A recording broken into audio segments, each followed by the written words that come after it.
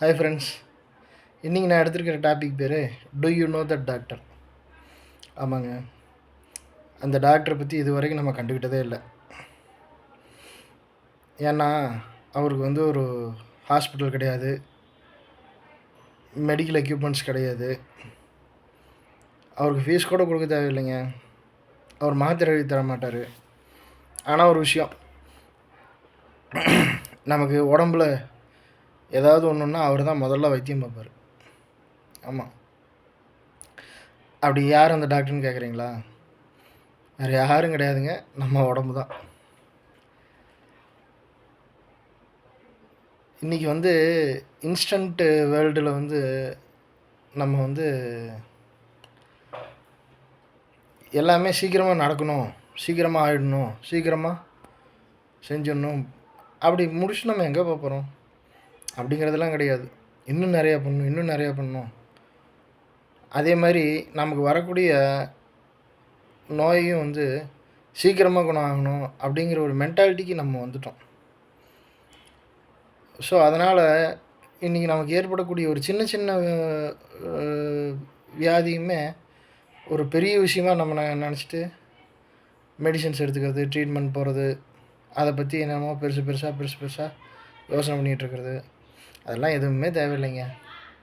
இப்போது உதாரணத்துக்கு ஒரு விஷயம் சொல்கிறேங்க.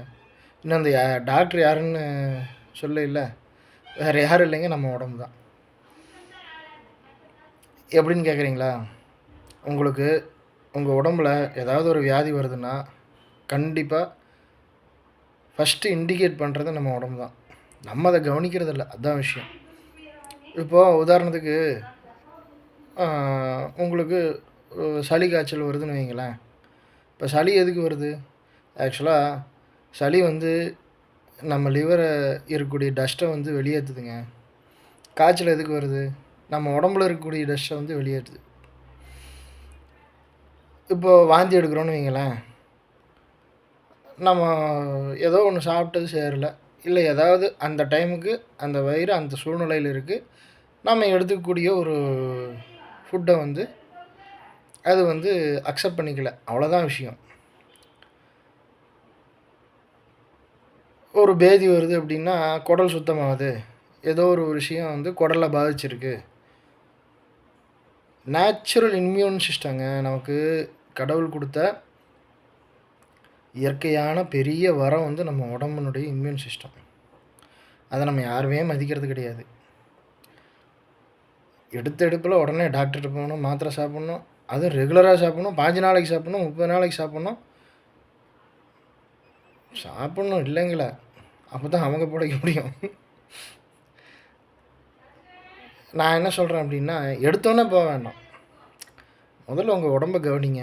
ஒரு விஷயம் உங்களுக்கு சேரலையா? ஏன் சேரலை? நம்ம என்ன ஃபுட்டு எடுத்துக்கிட்டோம்?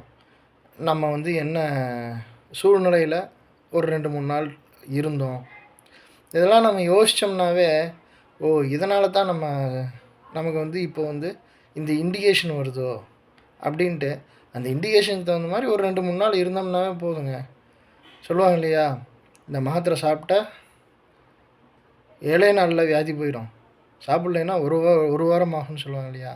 ரெண்டுமே ஒன்று தாங்க, நம்ம மனசு தான் காரணம். ஸோ ஏதாவது ஒரு உடம்பு சரியில்லை, தலைவலி, காய்ச்சல், சளி அப்படின்னா கொஞ்சம் உங்கள் உடம்பை கவனிங்க. கொஞ்சம் தான், ரொம்பலாம் தேவையில்லை. ரொம்ப அப்படியே நான் எதுவுமே அதெல்லாம் ஒன்றும் அவசியமே கிடையாது. ஜஸ்ட்டு ஒரு ஹிஸ்ட்ரி, ஒரு 3-2 டேஸ் ஹிஸ்ட்ரியை நீங்கள் ஒரு கோ த்ரூ பண்ணுங்கள், உங்களுக்கே தெரியும் இதனால தான் அப்படின்னு. எதுக்குமே பயந்துக்க வேண்டாம். உங்கள் உடம்புலையே உங்களுக்குன்னு ஒரு டாக்டர் இருக்கார். இன்னும் சொல்லப்போனால் எவ்வளோ பெரிய மெடிசனாக இருந்தால் கூட ஃபஸ்ட்டு உங்கள் டாக்டரை அப்ரூவ் பண்ணணும். அப்போ தான் அந்த மெடிசன் உங்களுக்கு ஒர்க் அவுட் ஆகும். ஸோ உங்கள் டாக்டரை லிசன் பண்ணுங்கள், சும்மா ட்ரை பண்ணி பாருங்கள். தேங்க்யூ.